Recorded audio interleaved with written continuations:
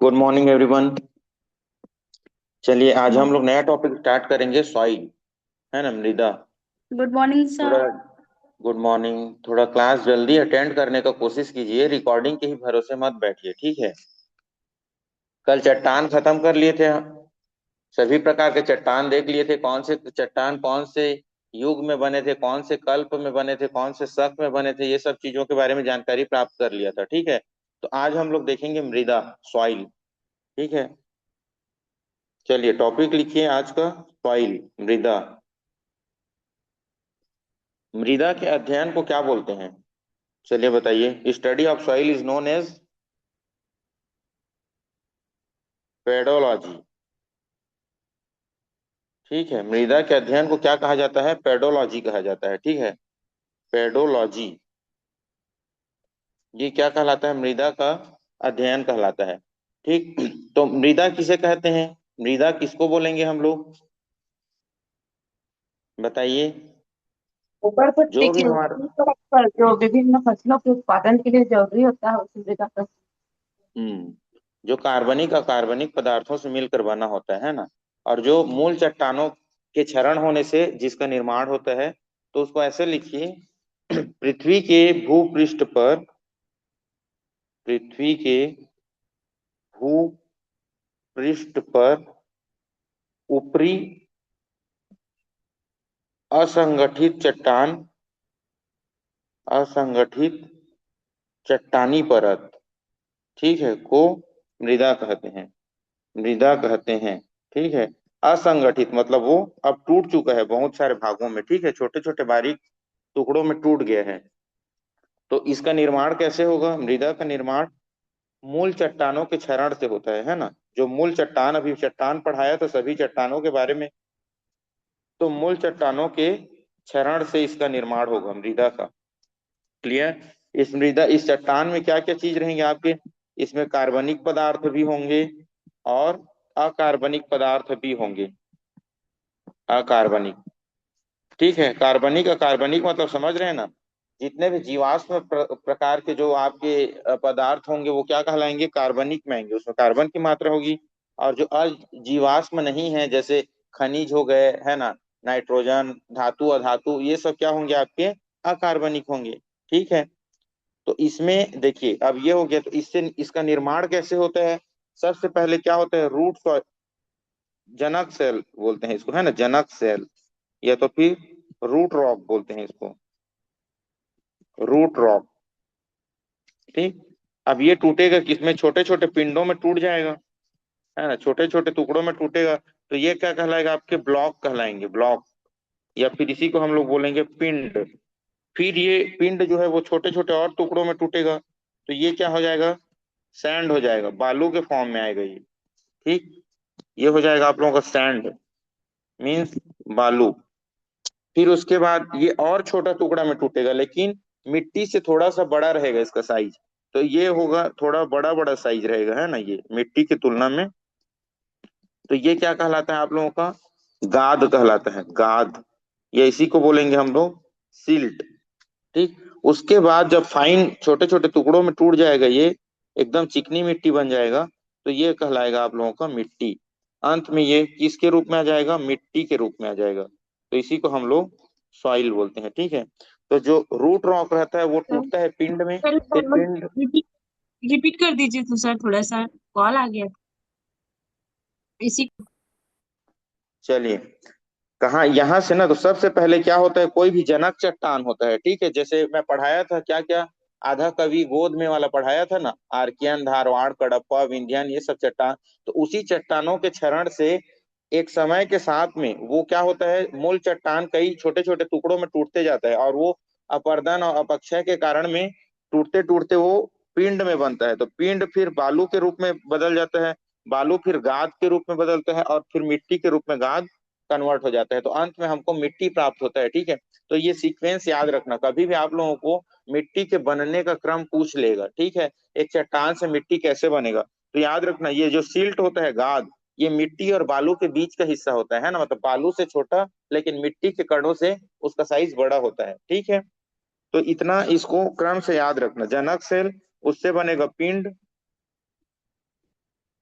जनक cell, उससे बनेगा पिंड, पिंड से बनेगा बालू, बालू से बनेगा गाद, और गाद से बनेगा मिट्टी। ठीक। चलिए, अब देखिए मिट्टी के निर्माण में क्या क्या चीज योगदान दे सकते हैं, मतलब मिट्टी का निर्माण होगा उसमें क्या क्या प्रमुख कारक होंगे, कौन कौन से फैक्टर होंगे। तो उसको देखिए, सबसे पहले मिट्टी के निर्माण के लिए प्रमुख कारक,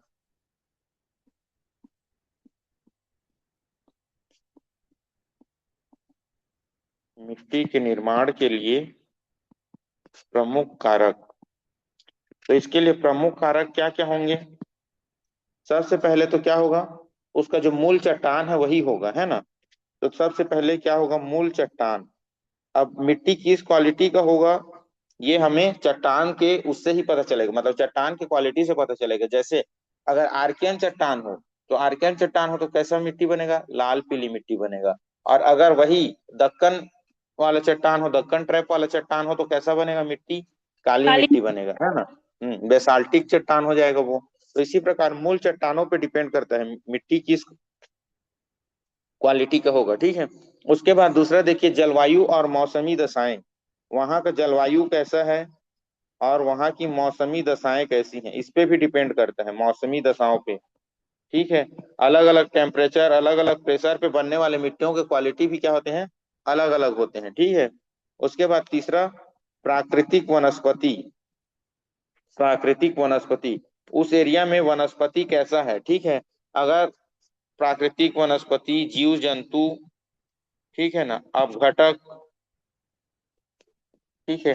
तो मान लीजिए प्राकृतिक वनस्पति, अगर मैग्रो वन है, मैग्रो वन मतलब समुद्र के किनारे वाला, तो उसकी मृदा कैसी होगी, क्षारीय क्वालिटी की होगी, है कि नहीं। और जहाँ पे अत्यधिक ज्यादा टेम्परेचर होगा, तो वहां पे मृदा कैसी होगी, शुष्क मृदा होगी, सूखी होगी, ठीक है ना। और इसी प्रकार मतलब अब रेगिस्तान साइड में क्या होगी, रेतीली मृदा होगी, ठीक। तो ये क्या है, प्राकृतिक वनस्पति और जीवों के अपघटक, अपघटक जो रहते हैं, जो मतलब किसी भी वस्तु को अपघटित कर देते हैं, है ना, जैसे बैक्टीरिया हो गए, है ना। ये सब अपघटनकारी जीव होते हैं, तो इनके उपस्थिति पे भी डिपेंड करता है। और चौथा इंपॉर्टेंट है जो समय, समय या इसी को अवधि बोल दीजिए। तो इस समय पे भी डिपेंड करता है कि मिट्टी का क्वालिटी कैसा होगा।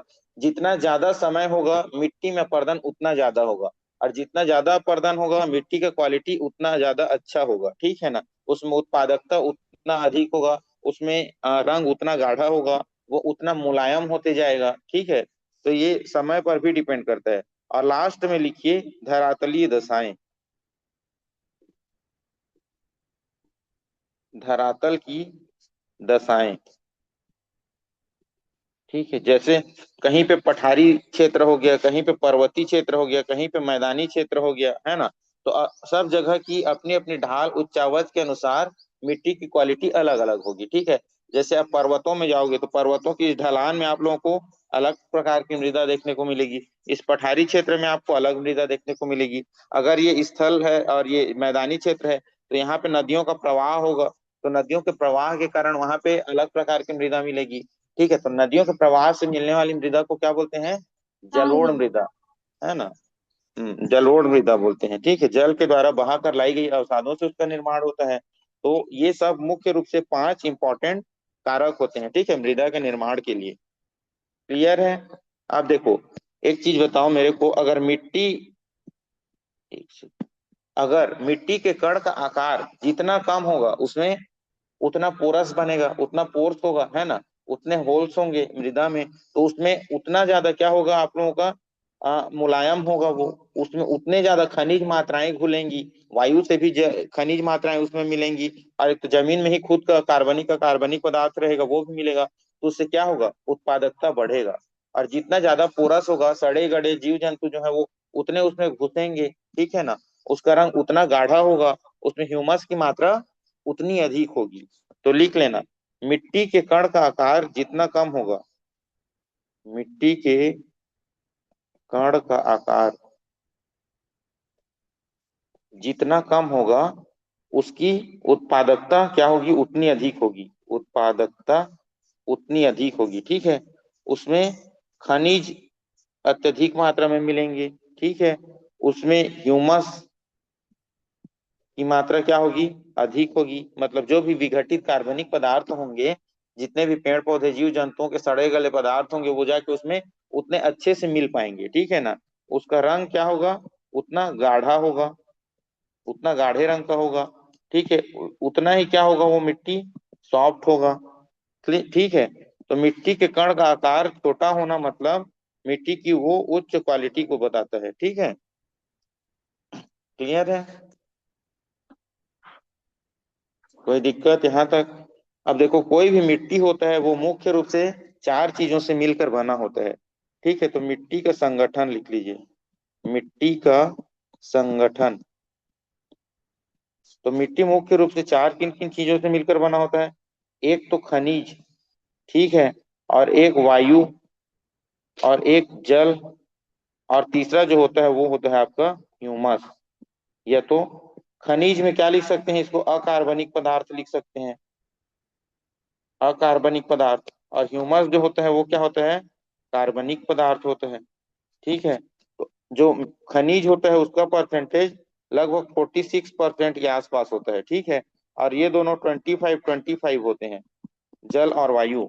और ये 4% के आसपास आपका कार्बनिक पदार्थ होता है, जैविक पदार्थ, ठीक है। तो इसका संगठन को भी याद रखिएगा, ठीक है, पूछ सकता है कभी भी।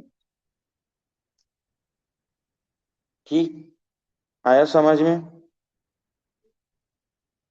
चलिए, अब हम लोग देखते हैं मृदा परिच्छेदिका, मतलब मृदा किस तरह से बना है, ठीक है। उसको एक एक करके देखते हैं। मतलब जो भी भूपर्पटी में मुख्य चट्टान से जो मृदा का निर्माण होता है वो उसका किस क्रम में निर्माण होता है, मतलब किस तरह से वो मिट्टी के रूप में कन्वर्ट होता है, ठीक है। तो सबसे पहले हम लोग देखते हैं मृदा परिच्छेदिका, लिखिए इसको मृदा परिच्छेदिका, मृदा परिच्छेदिका, ठीक है। एक सेकेंड, अगर इसका फोटो होगा तो मैं देखता हूँ।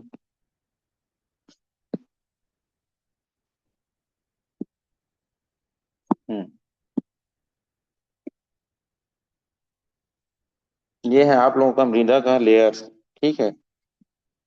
ये मृदा परिच्छेदिका है, ठीक। तो सबसे ऊपर का जो परत होता है उसको हम लोग क्या बोलते हैं, ओ संस्तर बोलते हैं, ठीक है। तो इस तरह से संस्तर में बटा होता है। सबसे ऊपर वाला परत जो होता है ये ओ संस्तर, फिर ए संस्तर, फिर बी संस्तर, फिर सी संस्तर, फिर आर संस्तर बोला जाता है। आर मीन्स रूट रॉक, है ना, जो आप लोग का मूल चट्टान है वो सबसे नीचे होता है।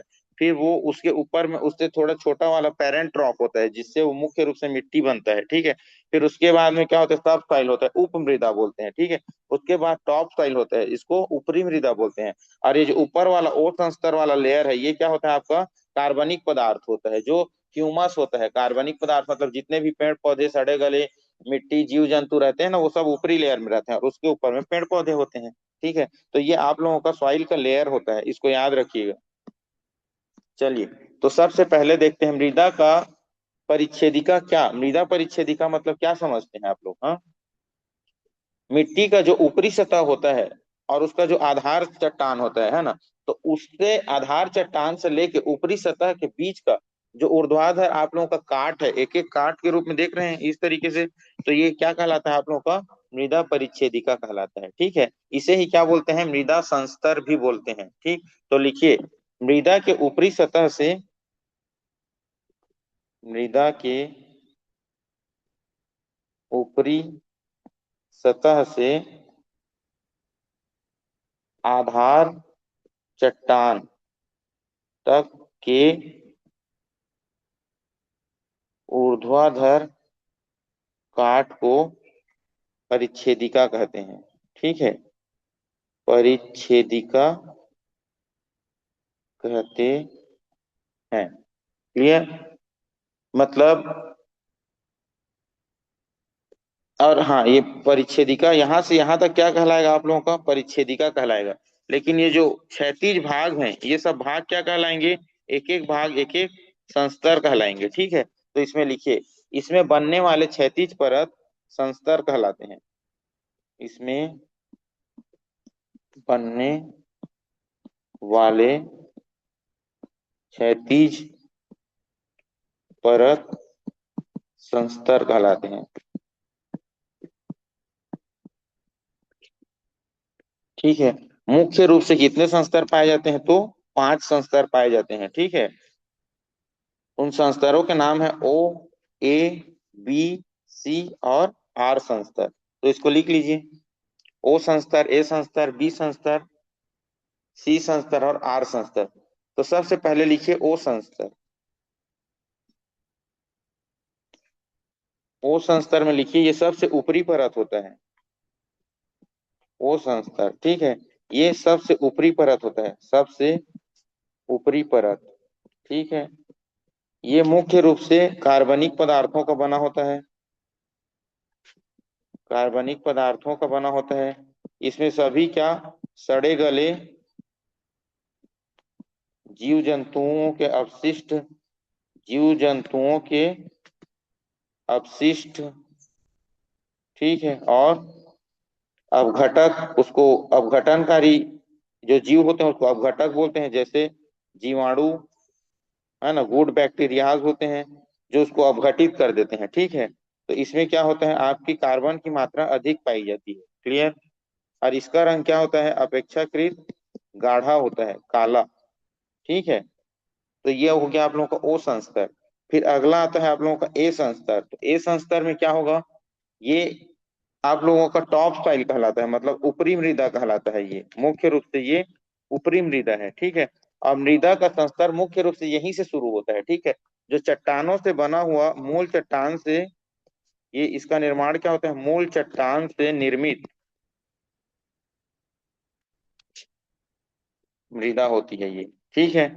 और ये, इसका भी रंग क्या होता है, गाढ़ा होता है, गाढ़ा। क्यों, क्योंकि जितने भी ह्यूमस जो होते हैं, ऊपर वाले कार्बनिक पदार्थ, वो वर्षा के समय क्या होते हैं, घुल जाते हैं उसके सारे ह्यूमस और कलर और जो भी पोषक तत्व हैं, और वो आके इस संस्तर में आके बैठ जाते हैं। ठीक है। तो लिखो, इसमें पोषक तत्वों की अधिकता होती है।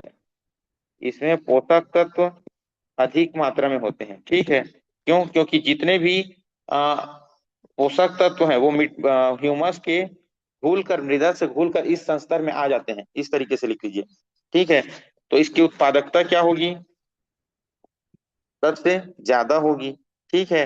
इसमें जैविक पदार्थ भी क्या होंगे, ज्यादा होंगे। जैविक पदार्थ भी ज्यादा होंगे। ठीक है ना। क्यों, क्योंकि ह्यूमस जल में घुलकर इस संस्तर में आ जाता है। ठीक है। लिख लो, ह्यूमस जल में घुलकर संस्तर ए में आ जाता है, ए में आ जाता है।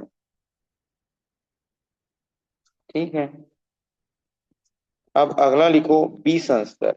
ठीक है। इसे हम लोग क्या बोलते हैं, उपमृदा बोलते हैं, उपमृदा।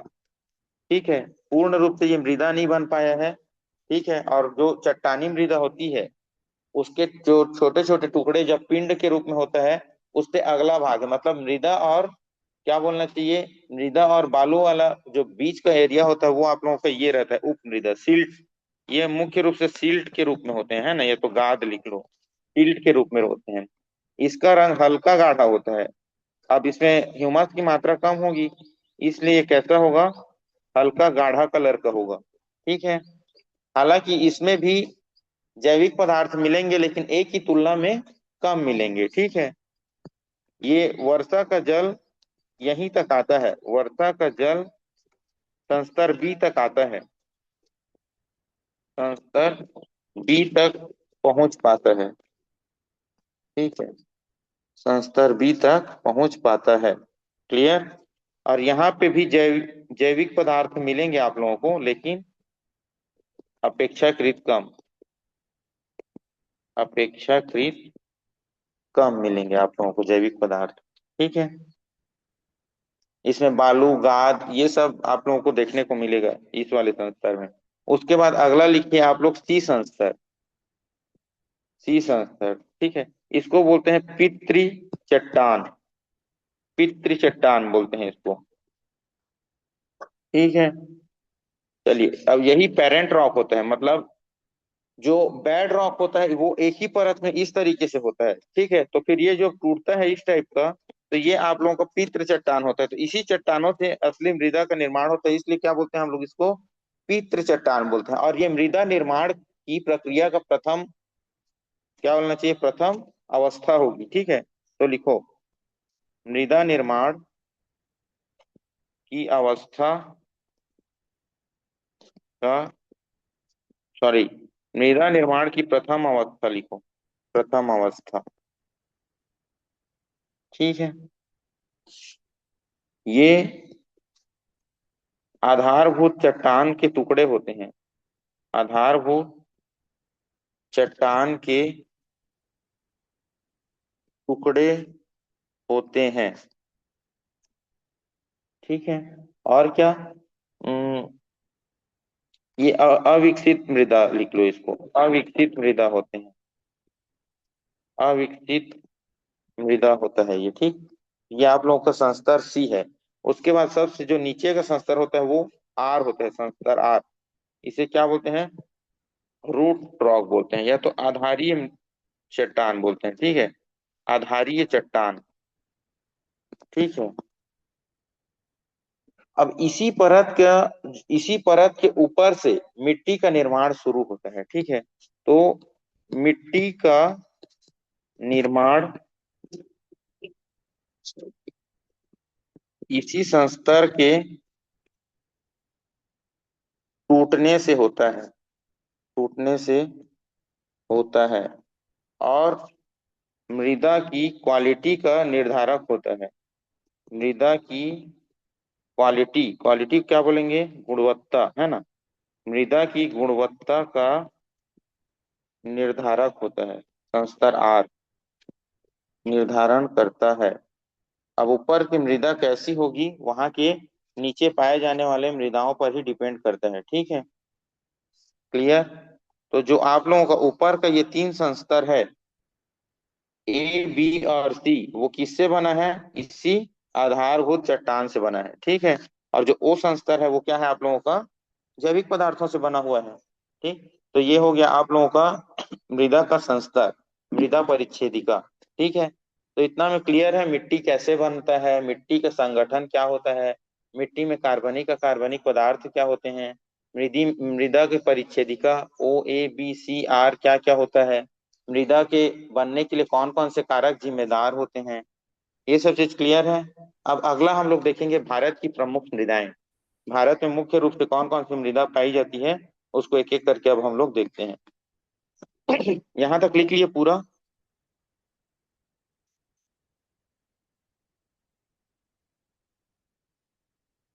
हो गया यहाँ तक। सर। अगला लिखिए भारत की प्रमुख मृदाएं।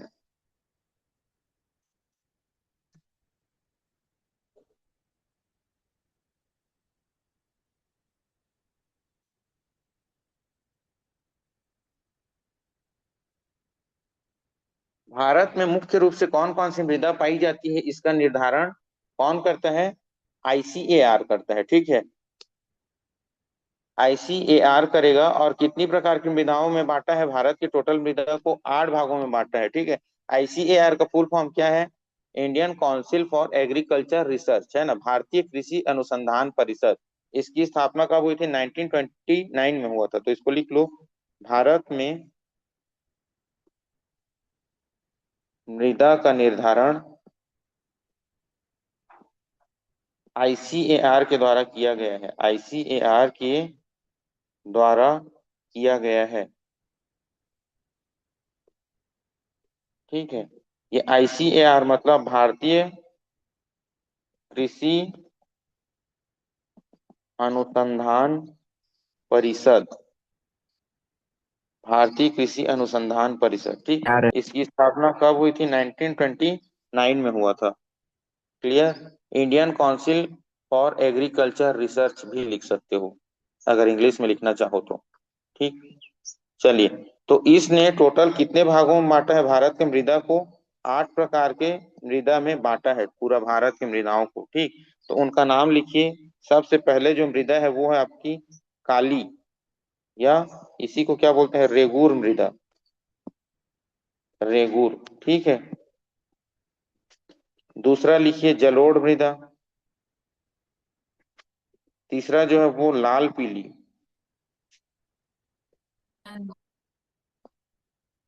चौथा है लेटेराइट। पांचवा पर्वतीय मृदा, या तो इसी को क्या बोल सकते हैं, वनीय भी बोल सकते हैं, वनीय मृदा। पांचवा है आप लोगों का मरुस्थलीय मृदा। और छठवां है लवणीय या क्षारीय मृदा। ठीक। और लास्ट में आता है आपको पीट या जैविक मृदा। पीट या जैविक मृदा। तो टोटल 8 भाग में बांटा है, 3 4 5 6 और 7 और ये आठवां। ठीक है। चलिए तो एक एक करके हम लोग देखेंगे कौन कौन सी मृदा किस तरीके से बनती है और कैसे बनता है, ठीक है ना। तो एक एक करके देखते जाइए। सबसे पहले हम लोग स्टार्ट करते हैं, किससे करेंगे, लेटेराइट से स्टार्ट करते हैं, ठीक है। चलिए, पहला लिखिए लेटेराइट।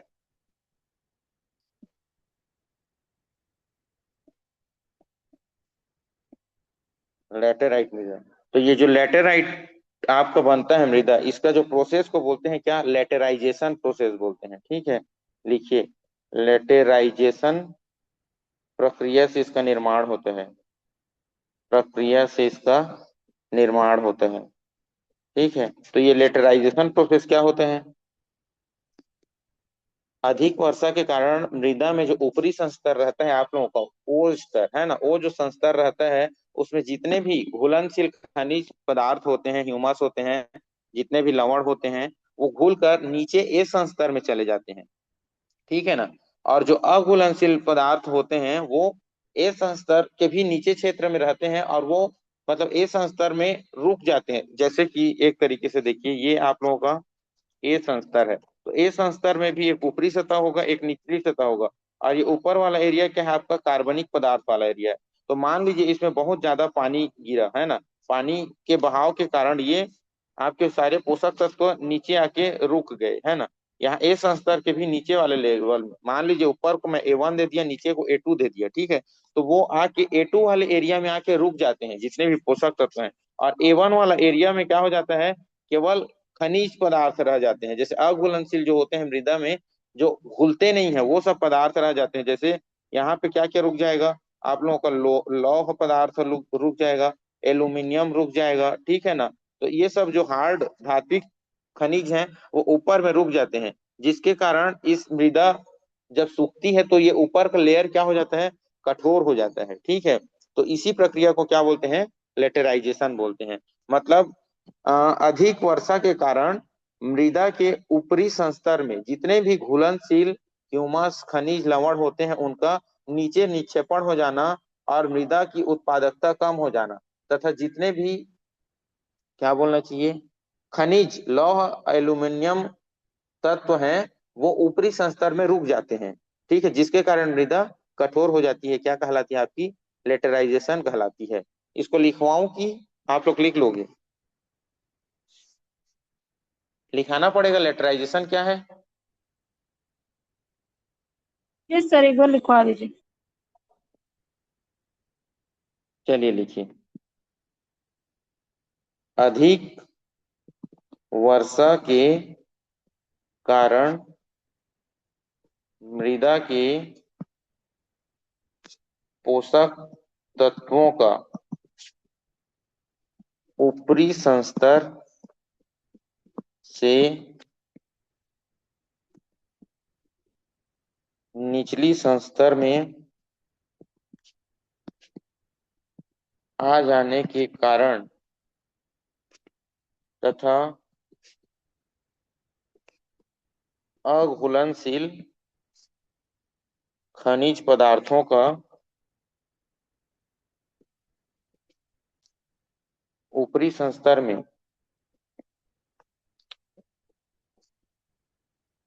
ऊपरी संस्तर में रुक जाने से मृदा अपेक्षाकृत कठोर हो जाती है, कठोर हो जाती है तथा उत्पादकता कम हो जाती है, कम हो जाती है। इसे क्या कहते हैं हम लोग, लेटराइजेशन कहते हैं। लेटेराइजेशन प्रोसेस कहते हैं, प्रोसेस। ठीक है, क्लियर। अब लेटराइजेशन मतलब क्या, इसको हिंदी में निक्षालन लिख लीजिए, तो निक्षालन। ठीक है, इसे निक्षालन प्रक्रिया कहते हैं। क्लियर।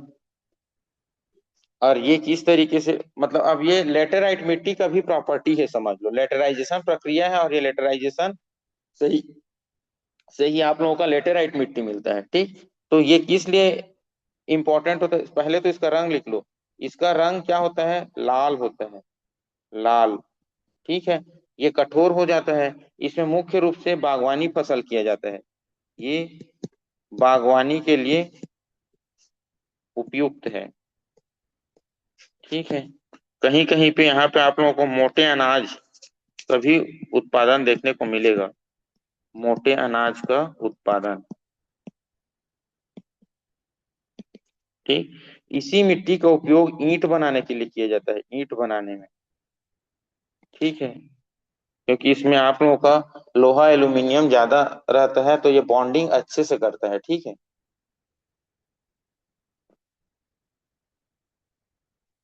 क्लियर। ये सूखने पर तो कठोर हो जाएगा, लेकिन पानी देने पर तुरंत चिपचिपा भी हो जाता है। तो लिख लो, सूखने पर कठोर, लेकिन पानी मिलने से चिपचिपा हो जाता है, पानी मिलने से चिपचिपा हो जाता है। ठीक है, ठीक, ये हो गया आप लोगों का लेटेराइट मृदा। क्लियर। ठीक है, जिसे रेगुर मृदा बोलते हैं। अगला लिखिए, काली मिट्टी।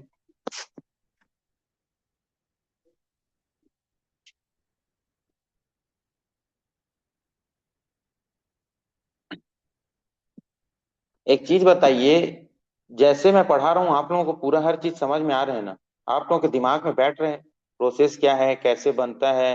जितना भी अभी तक मैं पढ़ाया आप लोगों को जियोग्राफी में, वो सारा प्रोसेस क्लियर है। हिमालय का निर्माण कैसे हुआ, उत्तर भारत का निर्माण कैसे हुआ, हिमालयन फ्रंटल फॉल्ट क्या है, इंडो सांको सचर जोन क्या है, लघु हिमालय क्या है, वृहद हिमालय क्या है, हाँ सिडनी बुराड़ ने किस तरह से क्षैतिज विभाजन किया है हिमालय का, ये सारा चीज क्लियर है ना, कि आगे पार्ट पीछे सपाट टाइप का हो रहा है। नहीं सर, कॉन्सेप्ट क्लियर होता जा रहा है। जी। ये रटने से ज्यादा बेटर है समझ के पढ़ना, कि खाली रटना ठीक है। अगर रटने वाला टेक्निक होगा तो वन लाइनर टाइप के पढ़ाना ज्यादा सही होगा। उसमें मैं 10 दिन में आप लोगों का हिस्ट्री, 10 दिन में पॉलिटी, 10 दिन में जियोग्राफी खत्म कर सकता हूँ। क्या है, मैं रटा दूंगा, यहाँ पे इंडो सांको सचर जोन है, भारत का विस्तार इतना है, यहाँ पे। मैं चट्टान पढ़ाने का कोई मतलब ही नहीं है, लेकिन जब तक तुम लोग चट्टान नहीं पढ़ोगे, वहां की मिट्टी को नहीं समझोगे, ठीक है, मिट्टी को नहीं समझोगे, फिर वो कृषि में आप लोगों को फर्क करेगा, कि यहाँ पे कृषि कैसा कैसा होता है, यहीं पे मोटे अनाज का उत्पादन क्यों होता है, यहीं पे कपास का उत्पादन क्यों होता है, यहीं पे गन्ना का उत्पादन क्यों होता है। तो ये सब चीजों को, एक एक चीज को समझने के लिए थोड़ा बेसिक से जाना जरूरी है। और जो लोग क्लास अटेंड नहीं कर रहे हैं, खाली ये लोग क्या सोच रहे हैं कि फ्री में मिल रहा है क्लास। अभी कई लोग सो के नहीं उठे हैं, अभी सो के उठेंगे, 9 बजे फोन करना स्टार्ट करेंगे, सर आज का रिकॉर्डिंग डाल दीजिए, आज का डाल दीजिए। ठीक है, तो इस तरह से खुद के ऊपर में सिंसियरिटी नहीं रहेगा, तो मतलब क्या है पढ़ने का, बताइए। उससे अच्छा मैं 10 लोग पढ़ें, उनको मैं अच्छे से पढ़ाऊंगा। अगर इस तरीके से पढ़े तो 80-85 लोगों के रहने का कोई मतलब नहीं है। तो थोड़ा सिंसियर होके पढ़िए, और सब रिकॉर्डिंग मांगेंगे अभी, सब नोट्स मांगेंगे। ठीक है, तो ये सब चीज अच्छी चीजें नहीं है। अगर पढ़ना है, जॉब पाना है, तो थोड़ा सिंसियर होना पड़ेगा आप लोगों को। अगर ऐसा ही हरकत जैसे कर रहे हैं लोग ना, तो इससे उन लोगों का तो सिलेक्शन नहीं होगा, वो 100% गारंटीड है। ठीक है, आप जितने लोग भी 20-25-40 लोग जितने भी सीरियस हैं, वो लोग कम से कम अच्छे से कीजिए इसको। ठीक है, तो ये सब चीज प्रोसेस के साथ में पढ़ा रहा हूँ मैं, इसलिए ताकि फ्यूचर में कभी रिवीजन करो आप लोग तो इजी हो आप लोगों के लिए, रटने की जरूरत ना पड़े। ठीक, तो इसी तरीके से पढ़े ना, जैसा पढ़ रहे हैं इसमें। आप लोगों को मेरे ख्याल से बोर तो नहीं लग रहा होगा क्लास। बढ़िया है सर, बढ़िया पढ़ा रहे हैं, ठीक है। है ना। अगर कितनी बोर लग रहा है तारीख की है? बोलेंगे तो फिर टेक्निक बदलेंगे पढ़ाने का। ठीक है सर। यही ठीक है सर। चलिए, तो थोड़ा अब जितने भी बचे हो आप लोग थोड़ा सीरियस पढ़ाई करो, ठीक है। और रिकॉर्डिंग वालों को रिकॉर्डिंग देखने दो, वो लोग नोट्स बना रहे होंगे तो भी ठीक, नहीं बना रहे होंगे तो भी ठीक है, ठीक है, उससे कोई प्रॉब्लम नहीं है। बाकी जितने लोग सीरियस पढ़ रहे हो कम से कम वो लोग सिलेक्शन लो, ठीक है। चलिए, अगला देखिए, काली मिट्टी। काली मिट्टी कैसे बनेगा? जब ज्वालामुखी आया था पृथ्वी में, ज्वालामुखी उद्गार हुए थे बहुत सारे, वो कौन से काल में हुए थे? कल बताया हूं आप लोगों को, क्रिटेशियस काल में हुए थे, डिटेल्स। है ना। हाँ, तो क्रिटेशियस काल में जितना भी ज्वालामुखी उद्गार हुआ था उससे लावा निकला था, और वो प्रायद्वीपीय भारत के जो आर्कियन चट्टान है उसके ऊपर में एक परत की तरह क्या हो गया था, बैठ गया था। उससे क्या हुआ, वो बेसाल्टिक चट्टान बन गया, है ना। तो उस बेसाल्टिक चट्टान के विखंडन से ही क्या हुआ है, काली मिट्टी का निर्माण हुआ है। क्लियर?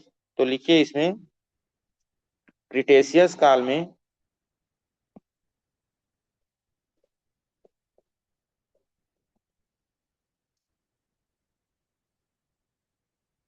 ज्वालामुखी के उद्गार से निकले लावा के क्षैतिज निक्षेप से एक बेसाल्टिक चट्टान का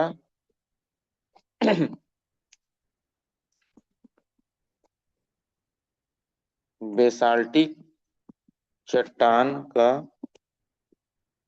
चादर बना, और इसी चट्टान के इसी चट्टानों के, इसको क्या पढ़ोगे बताओ? जो अभी मैं लिखा इस शब्द को क्या पढ़ोगे? छः। हम्म,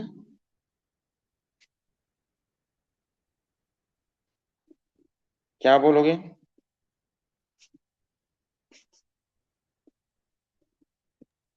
है।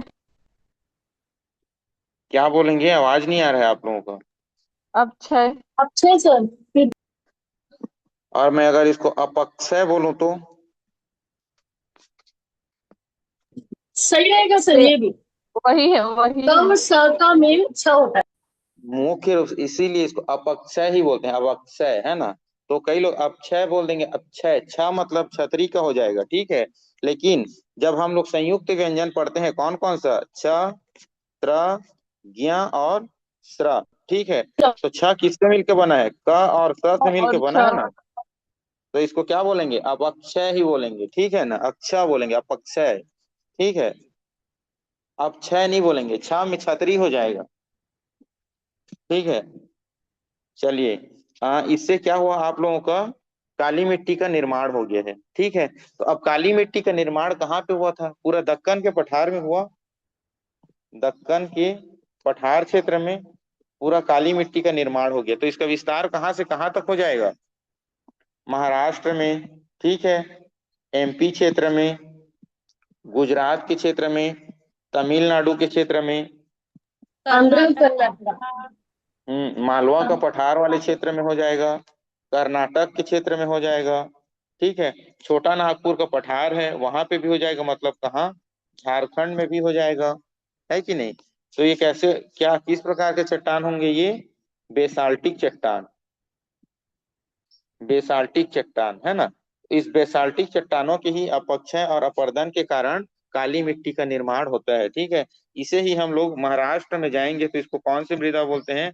रेगूर मृदा बोलते हैं, रेगूर मृदा बोलते हैं, ठीक है। और कपासी मृदा भी बोलते हैं, क्योंकि इसमें कपास का उत्पादन अच्छा होता है, कपास का पैदावार बहुत अच्छा होता है, इसलिए क्या बोलते हैं इसको, कपासी मृदा भी कहते हैं, ठीक है। इसे एक चीज और बोला जाता है, इसको स्वतः जुताई वाली मिट्टी बोलते हैं, क्यों?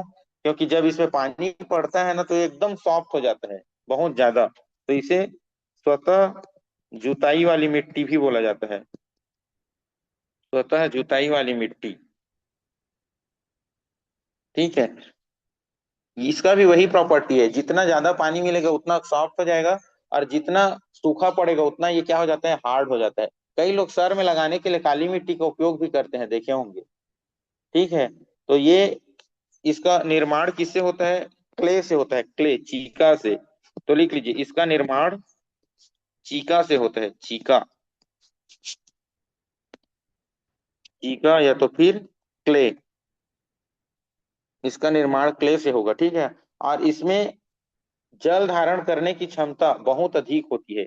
इसीलिए कपास और गन्ना, गन्ना क्या है, एक खरीफ फसल है जिसको पानी की बहुत अधिक मात्रा चाहिए रहती है। ठीक है, तो उसमें एक बार पानी डाल देते हैं तो बहुत दिन तक चलता है, क्योंकि इसमें जल धारण की क्षमता बहुत अधिक रहती है। तो लिख लो, इसकी जल धारण क्षमता अधिक होती है, जल धारण क्षमता अत्यधिक होती है। ठीक है, काली मृदा का। इसका काला कलर किस लिए होता है, काला कलर, इसका जो ब्लैक कलर है वो किसके कारण होता है, टाइटेनी फेरस मैग्नाइट के कारण होता है। ठीक है, तो इसको लिख लो, इसका जो काला रंग है,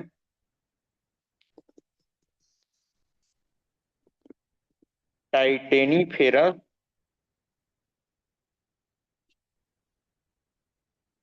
मैग्नाइट, इसके कारण होता है। ठीक है, काला कलर इसका।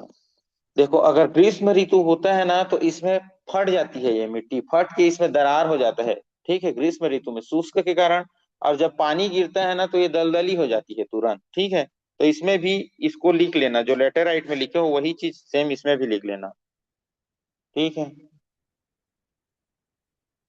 और इसमें पोषक तत्व पर्याप्त मात्रा में पाए जाते हैं ना, पोषक तत्व।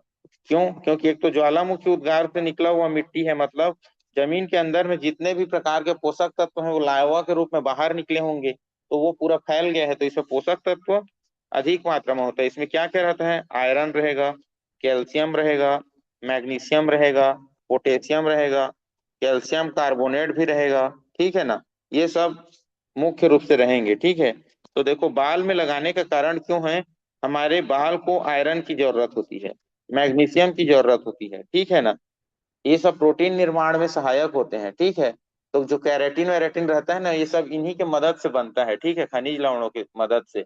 तो इसी कारण से इसको बाल में लगाया जाता है, कैल्शियम से बनता है। ठीक है, देखना आप लोगों का नाखून अगर कमजोर हो जाएगा, हड्डी कमजोर हो जाएगा, शरीर में प्रोटीन विटामिन, तो एक कैल्शियम का भी वो देता है डॉक्टर, है ना। तो इसमें पर्याप्त मात्रा में पोषक तत्व मिलता है। ठीक है, इसी कारण से इसको बाल में लगाने के लिए भी यूज करते हैं।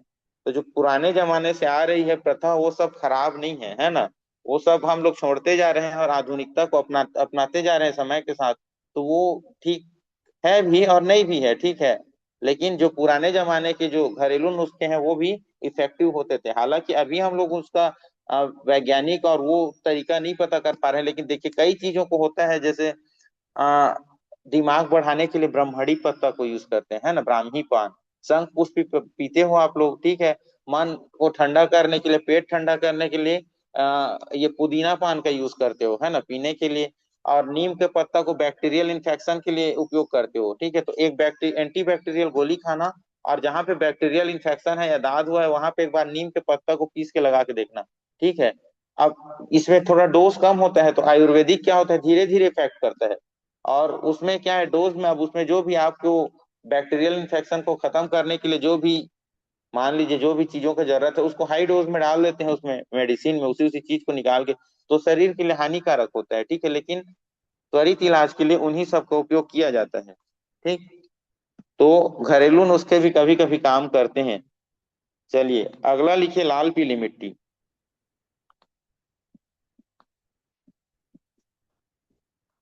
लाल पीली मिट्टी, ये मुख्य मिट्टी है, ठीक है, भारत की, क्योंकि ये किससे बना हुआ है, ये आर्कियन चट्टानों से बना हुआ है, आर्कियन चट्टानों से, आर्कियन चट्टानों से निर्मित है ये। आर्कियन चट्टान क्या है, मूल चट्टान है ना, धरती का, यहीं से सारे चट्टानों का निर्माण हुआ है। ठीक है, तो एक चीज बताओ, ये इसमें जीवाश्म की मात्रा पाई जाएगी, नहीं। जीवाश्म की मात्रा नहीं पाई जाएगी। ठीक है, हाँ, लेकिन ऊपरी परत में जो ह्यूमस है उसके कारण, सड़े गले जीव जंतुओं के कारण अल्प मात्रा में जीवाश्म आप लोगों को देखने को इसमें मिल जाएगा, लेकिन पर्याप्त मात्रा में नहीं मिलेगी। ठीक है, इसमें नाइट्रोजन और फास्फोरस की कमी होती है, हिंदी में ही लिख लो, नाइट्रोजन और फास्फोरस की कमी होगी इसमें, ठीक है। ये कम मात्रा में मिलेगा नाइट्रोजन और फास्फोरस, ठीक है। लेकिन इसका हम लोग डीएपी हो गया है ना, और ये यूरिया, ये सब चीजों के उपयोग से इसको हम लोग उपजाऊ बना सकते हैं। तो लिख लो, उर्वरकों के उपयोग से उपजाऊ बनाया जाता है, उपजाऊ बनाया जाता है, ठीक। क्लियर है। अब ये कहाँ को देखने को मिलेगा आप लोगों को, जैसे ये दक्कन का पठार है, ये वाला, ठीक है, ट्रायंगल शेप में है दक्कन पठार। यहाँ पे मान लीजिए बहुत सारे ज्वालामुखी निकले, तो इससे क्या हुए, लावा पूरा फैल गया। लेकिन पूरा फैला होगा तो ये दक्कन के पठार में ही तो फैला होगा। लेकिन इसके जो सीमावर्ती क्षेत्र में है वहां पे क्या चट्टान होगा, वहां तो आर्कियन चट्टान ही होगा। ये पठार के एक एरिया तक ही तो फैला होगा लावा, आखिरी आखिरी छोर में तो नहीं होगा, है ना। तो ये आपके कहाँ पे देखने को मिलेगा, दक्कन के पठार के सीमावर्ती क्षेत्रों में आपको पूरा आर्कियन चट्टान देखने को मिलेंगे, ठीक है। तो आर्कियन चट्टान से क्या मिलेगा आप लोगों को, लाल पीली मिट्टी। तो लिखो, दक्कन के पठार के सीमावर्ती क्षेत्रों में, सीमावर्ती क्षेत्रों में आप लोगों को लाल पीली मिट्टी देखने को मिलेगी, लाल पीली मिट्टी, ठीक है। छत्तीसगढ़ में भी बहुत मात्रा में लाल पीली मिट्टी है, ठीक है, क्योंकि छत्तीसगढ़ का भी कितना 50% लगभग आर्कियन चट्टान से बना हुआ है, ठीक है। तो इसमें कौन कौन सा खेती होगा, मोटा मोटा अनाज का होगा, चावल का होता है, गेहूं का होता है। अब मोटे अनाज में क्या क्या आते हैं, कोदो, कुटकी, मक्का, है ना। तो ये सब चीजों का आपका उत्पादन होगा। तो आप लोग छत्तीसगढ़ में भी पढ़ोगे तो इसी चीज को पढ़ोगे, बस क्षेत्र छत्तीसगढ़ का दायरा सीमित हो जाएगा, है कि नहीं। तो ये कौन कौन से एरिया में होगा, ये भी आपका तमिलनाडु में होगा, आंध्र प्रदेश में है, छत्तीसगढ़ में है, मध्य प्रदेश में है, ठीक है। और कहाँ कहाँ होगा, छोटा नागपुर के समीपवर्ती इलाका मतलब झारखंड क्षेत्र में होगा, वेस्ट बंगाल में होगा। तो ये सब जगह को याद रखना इसके लिए, ठीक है। आखिरी में एक फोटो बताऊंगा भारत का, उसमें जो मुख्य 5 प्रकार के मृदा, 8 प्रकार के पड़ते हैं, तो उसमें जो अधिक मात्रा में फैले हुए हैं 5 प्रकार की मृदा, काली मिट्टी, लाल पीली मिट्टी, पर्वतीय मिट्टी, मरुस्थलीय मिट्टी। तो वो सब का एक इमेज में बता दूंगा, सारा कॉन्सेप्ट क्लियर हो जाएगा, ठीक है। अगला लिखिए पर्वतीय मृदा।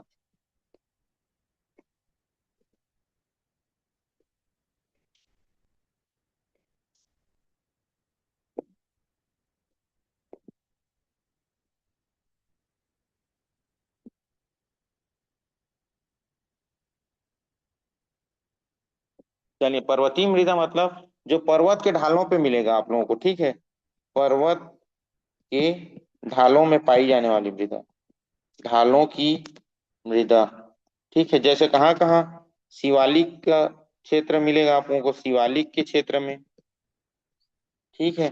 दक्षिण भारत के पर्वत, नीलगिरी, अन्नामलाई, ठीक है ना, कार्डेमम, पालिनी, इन सब नदियों पहाड़ों में मिलेगा। तो दक्षिण भारत की पहाड़ी, दक्षिण भारत के पहाड़ों में मिलेगा आप लोगों को, मध्य भारत के पहाड़ों में, कैसे, विंध्यन और सतपुड़ा, ठीक है, मध्य भारत के पहाड़ों में आप लोगों को इसको देखने को मिलेगा, ठीक है ना। तो कुल मिला के एक ऐसा है, एक प्रकार से विकसित मृदा है, ठीक है। इसको लिखिए विकसित मृदा। क्यों है विकसित, क्योंकि इसमें उपयुक्त मात्रा में हमें क्या मिलता है, ह्यूमस देखने को मिलता है, नाइट्रोजन देखने को मिलता है।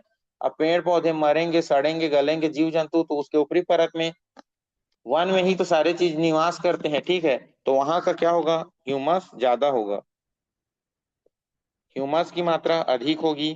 इसमें नाइट्रोजन की मात्रा अधिक होती है, लाल पीली मिट्टी में नाइट्रोजन की मात्रा कम होती है, लेकिन पर्वतीय मिट्टी में नाइट्रोजन की मात्रा अधिक होती है, ठीक है। लेकिन इसका एक चीज है, इसकी गहराई कम होती है, ये कम गहराई तक होती है। क्यों, क्योंकि जितना भी पानी है वो तो ढलानों से नीचे गिर जाता है ना, नीचे आ जाता है।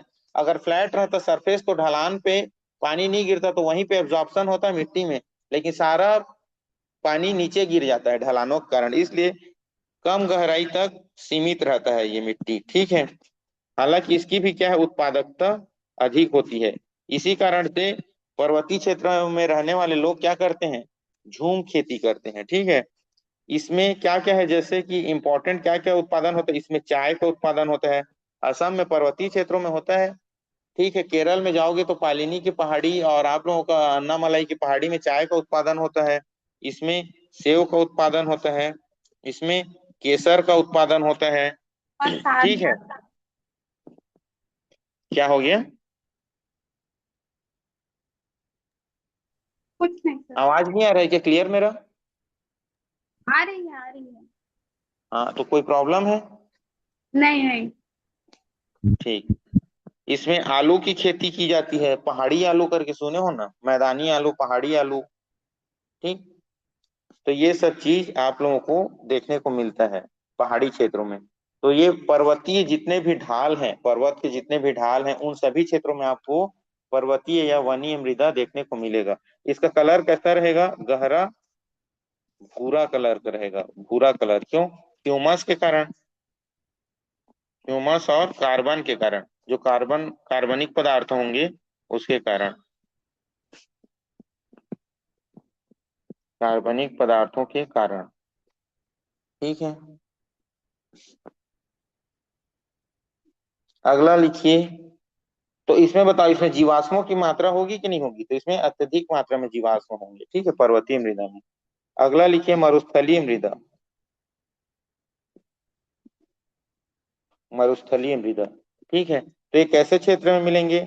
शुष्क क्षेत्र और अर्ध शुष्क क्षेत्र में हमको देखने को मिलेंगे मरुस्थलीय मृदा। मुख्य रूप से कहाँ? सप्त सैंधव प्रदेश में आपके, सप्त सैंधव प्रदेश नहीं, सॉरी, सप्त सैंधव प्रदेश के नीचे, मतलब राजस्थान क्षेत्र में। मुख्य रूप से आपको ये राजस्थान में देखने को मिलेगा, और पंजाब का दक्षिणी भाग, ठीक है। क्यों?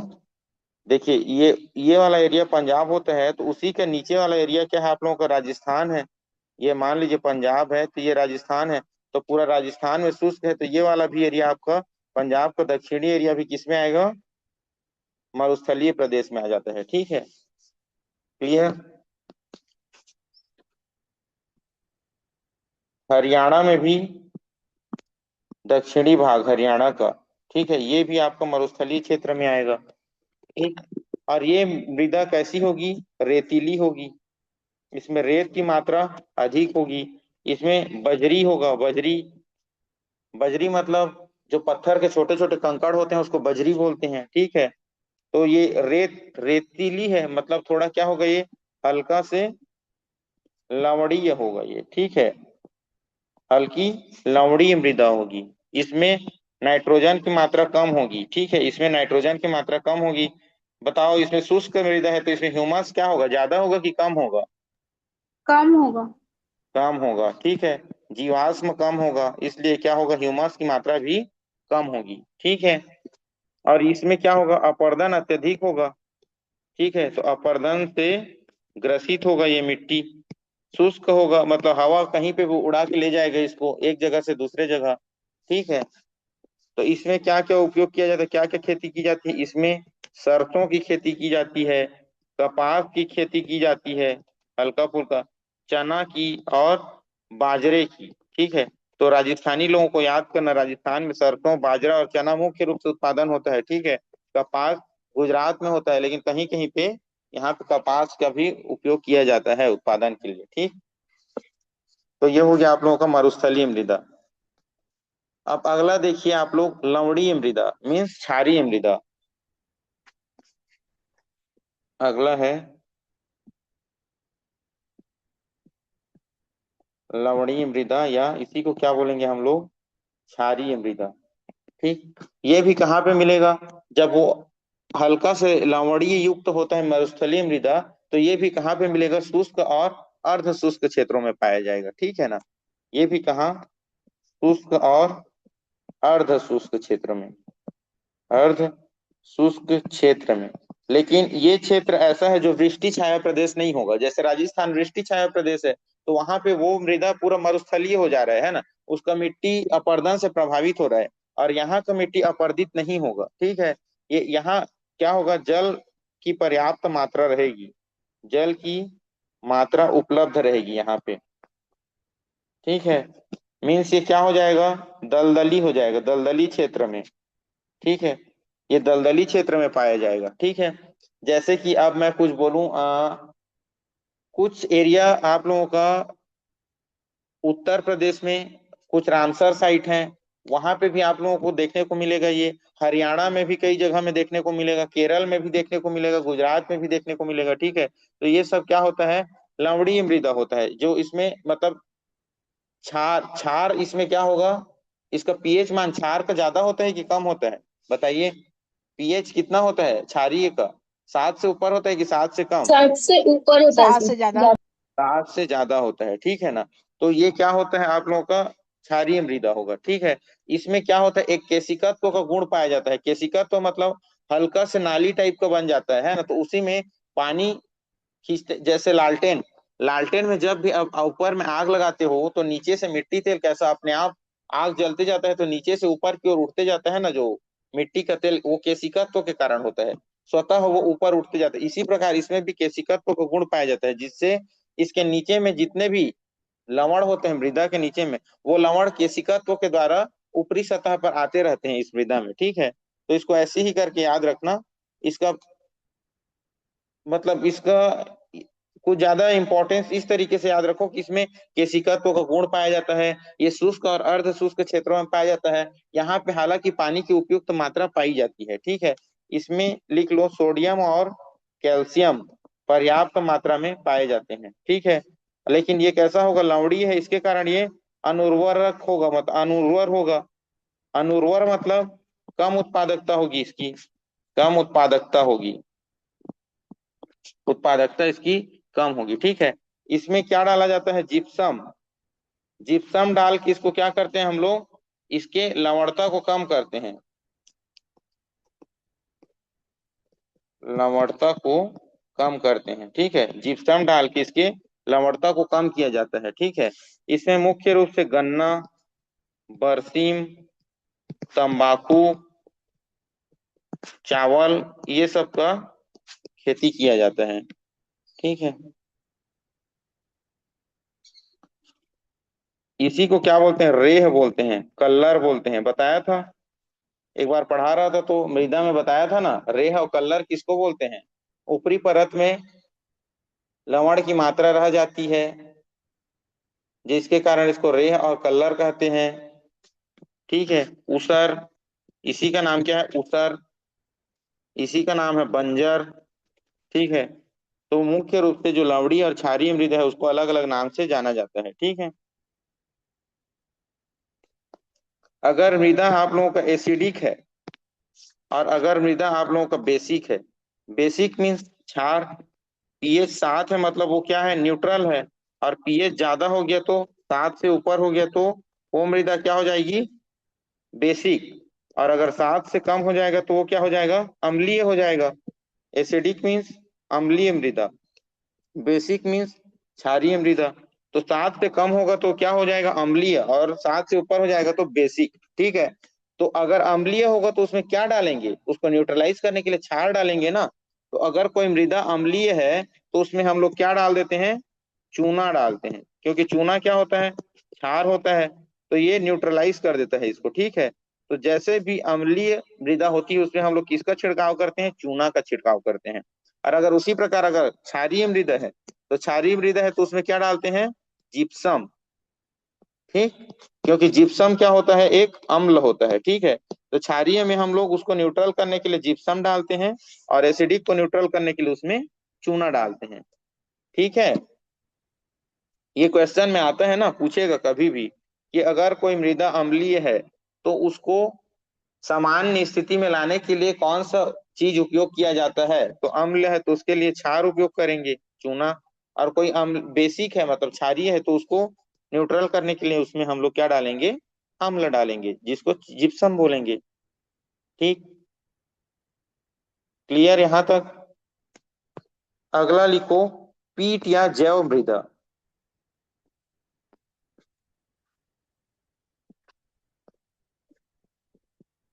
कीट मृदा या इसी को बोलते हैं जैव मृदा, क्योंकि इसमें जीवात्मों की मात्रा अत्यधिक मात्रा में पाई जाती है ना। ये पहली बात तो अधिक वर्षा वाले क्षेत्र में होते हैं, अधिक वर्षा वाले क्षेत्र में, अधिक वर्षा वाले क्षेत्र में, ठीक है। दूसरा, जैव, नाम से ही जैव है मृदा, तो इसमें क्या होगी, जैविक पदार्थ की मात्रा अधिक होगी, जैविक पदार्थों की मात्रा अधिक होगी। अब जैविक पदार्थ अधिक होगा मतलब वहां में क्या होगा, ह्यूमस की मात्रा अधिक होगी, होगा कि नहीं? तो ह्यूमस अधिक मात्रा में होगा तो इसका क्या होगा, रंग गाढ़ा होगा, होगा कि नहीं होगा? ह्यूमस के कारण रंग उसका क्या हो जाएगा, गाढ़ा हो जाएगा। ठीक है, इसमें याद रखना लोहे की मात्रा पर्याप्त रूप से पाई जाती है, लोहे की मात्रा इसमें पर्याप्त पाई जाती है, ठीक है। इसके कारण इसकी उत्पादकता भी क्या होती है, अधिक होती है। इसकी उत्पादक मात्रा अधिक पाई जाती है, लेकिन पोटास की मात्रा कम पाई जाती है, पोटास, ठीक, पोटास की मात्रा कम पाई जाती है, ठीक।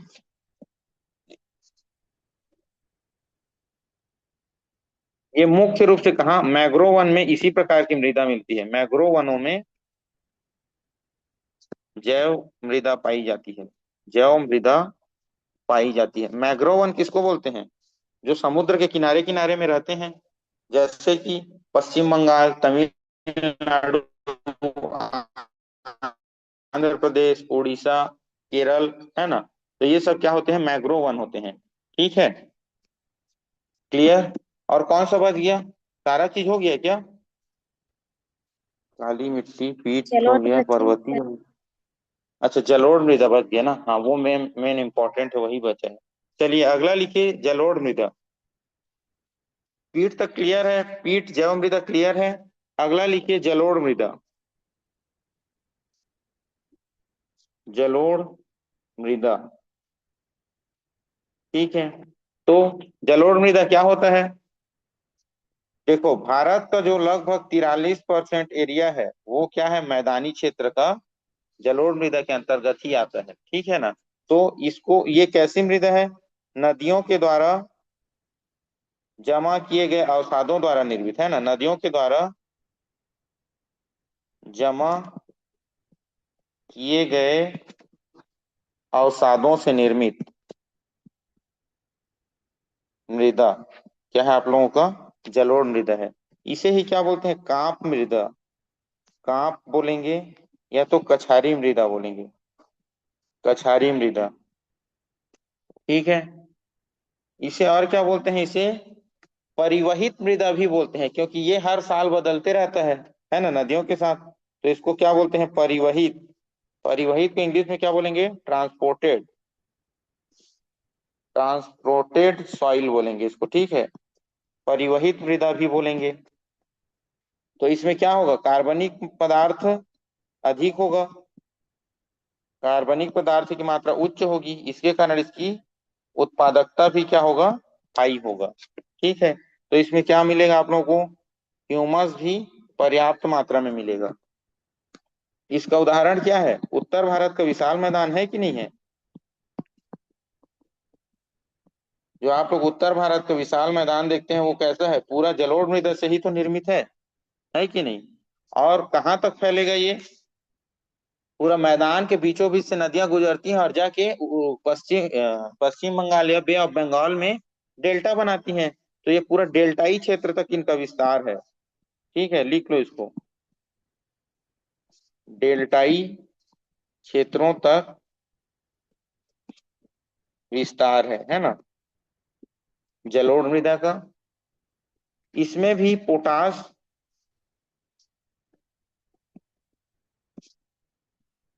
और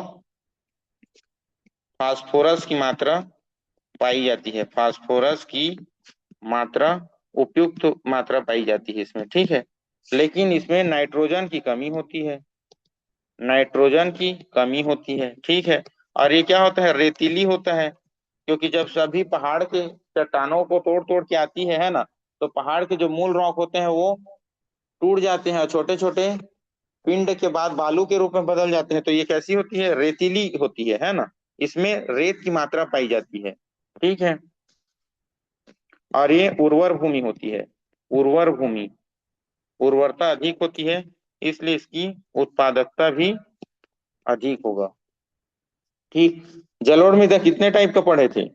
दो टाइप का पढ़े थे। क्या क्या? एक खादर और एक बांगर। ठीक है। खादर में क्या, बांगर में क्या? खादर क्या होता है? नई खादी करके याद रखना। तो ये क्या है? नई जलोढ़ मृदा है आपकी। नई जलोढ़ मृदा है। ठीक है। ये अपेक्षाकृत क्या होता है? अधिक उपजाऊ होता है कि नहीं? ये बाढ़ वाले क्षेत्र में आता है। बाढ़ वाले क्षेत्र में, बाढ़ वाले क्षेत्र में इसको क्या बताया था? निम्न मृदा बताया था। नीचे क्षेत्र में है बोल के निम्न मृदा बताया था ना। और उसको उच्च मृदा बताया था खादर को। निचली मैदानी क्षेत्र में पाया जाता है ना, इसलिए निम्न मृदा है ना। ये क्या होता है? हर साल परिवर्तित होती है। हर साल परिवर्तन इसका होता है। ठीक। तो ये आप लोगों की खादर। और बांगर क्या है? ये पुरानी जलोढ़ मृदा है। ये इसके तुलना में थोड़ा सा कम उपजाऊ है। ठीक है। ये बाढ़ एरिया में पहले आता था, लेकिन अब बाढ़ खत्म हो चुका है ना, तो इसका बाढ़ का पानी नहीं पहुंच पाता। बाढ़ का पानी नहीं पहुंचता। इसे क्या बोलते हैं? उच्च मृदा। उच्च मृदा बोलते हैं, क्योंकि ये ऊंचाई वाले मैदानी क्षेत्रों में पाया जाता है। क्योंकि अब वहां से नदियां अपना विस्थापन कर चुकी हैं, वहां तक अपना अवसादों को जमाते जमाते उसको हाईलैंड्स बना दिया गया है। ठीक है। क्लियर? तो इसमें क्या होता है? मुख्य रूप से इनमें क्या क्या उत्पादन होता है? धान, गेहूं, मक्का, और क्या? जूट, दलहन, तिलहन। ठीक है। ये सभी का उत्पादन इसमें होगा। ठीक। तो ये आप लोगों का मृदा है। इतने प्रकार की मृदाएं आप लोग पढ़े एक एक करके। ठीक है। तो एक मैप लाता हूं मैं, उसको देख लीजिएगा कौन से मृदा कहाँ कहाँ पे है।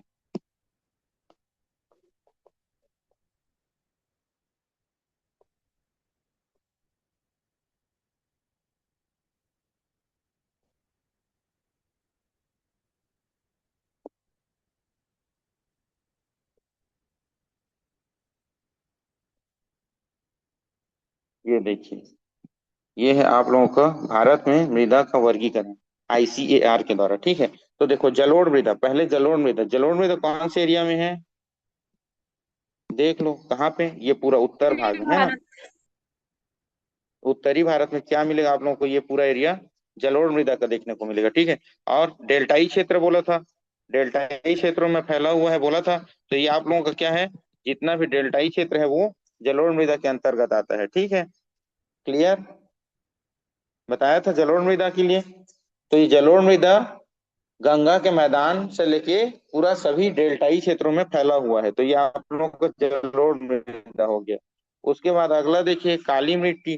काली मिट्टी दक्कन के पठार में ये है ना।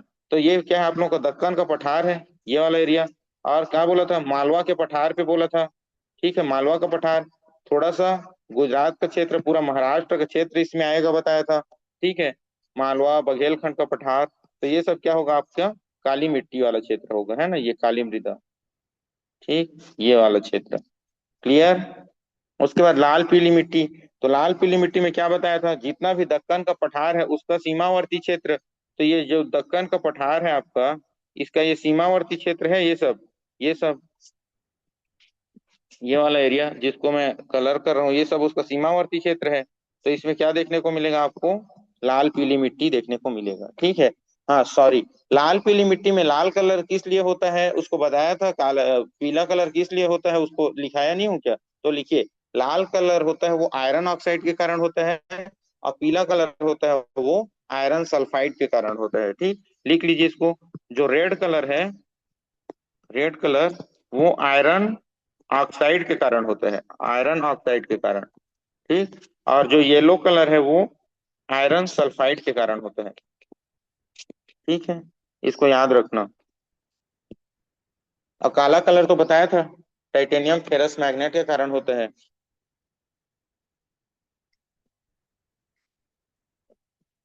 ठीक, चलिए, ये हो गया आप लोगों का लाल पीली मिट्टी। उसके बाद आता है लेटेराइट मृदा। ठीक है, तो ये लेटेराइट मृदा आप लोग इस एरिया में देखेंगे। लेटेराइट मृदा पूरा यहाँ पे छत्तीसगढ़ में भी थोड़ा सा, जसपुर के पहाड़ प्रदेशों में लेटेराइट मृदा आपको देखने को मिलेगा। ठीक है ना? क्लियर? ये आप लोगों का लेटेराइट पश्चिमी घाट का पर्वतीय ढाल वाले क्षेत्र में। ठीक है, क्लियर? उसके बाद ये देखिए पर्वतीय मृदा। पर्वतीय मृदा हिमालय के क्षेत्र में पूरा देखने को मिलेगा, पूर्वांचल क्षेत्र में पूरा देखने को मिलेगा। यहाँ भी थोड़ा सा देखने को मिलेगा आप लोगों को, पालिनी की पहाड़ी, तमिल नीलगिरी की पहाड़ी, अन्नामलाई की पहाड़ी, सेवराय की पहाड़ी, इन सब पहाड़ियों में भी आप लोगों को थोड़ा थोड़ा पर्वतीय मृदा देखने को मिलेगा। ठीक, अगला है क्या? मरुस्थलीय मृदा, शुष्क मृदा, है ना? तो ये कहाँ पे देखने को मिल रहा है? ये पूरा आप लोगों को राजस्थान, हरियाणा, उत्तर प्रदेश का पश्चिमी भाग, हरियाणा के दक्षिणी भाग, पंजाब के दक्षिणी भाग में हमको क्या देखने को मिलेगा? लेटेराइट मृदा, शुष्क मृदा देखने को मिलेगा। ठीक है, तो ये मिट्टियों का विभाजन है, इसको अच्छे से देख लीजिए। कौन कौन से एरिया में कौन कौन सी मिट्टियां पाई जाती हैं देख लीजिए। कौन से मिट्टी में नाइट्रोजन की कमी, कौन सी मिट्टी में फास्फोरस की कमी, किसमें ह्यूमस की मात्रा होती है, किसमें ह्यूमस की मात्रा नहीं पाई जाती, इन सब चीजों को एक एक करके देख लीजिए। ठीक है, यही सब याद रखना। आईसीएआर ने टोटल कितने भाग में बांटा है भारत की मृदा को, इसको याद रखना। ठीक है, मृदा को बनाने वाले प्रमुख कारकों को याद रखना। ठीक है, मृदा के संस्करणों को याद रखना। लेटराइजेशन प्रोसेस से कौन सी मिट्टी बनती है? तो लेटेराइट मिट्टी, जिसको निच्छालन प्रक्रिया बोलते हैं। ठीक है, काली मिट्टी कौन से चट्टान से बनती है? लाल पीली मिट्टी कौन से चट्टान से बनती है? आर्कियन चट्टान से बनती है। तो ये सब चीजों को याद रखिए।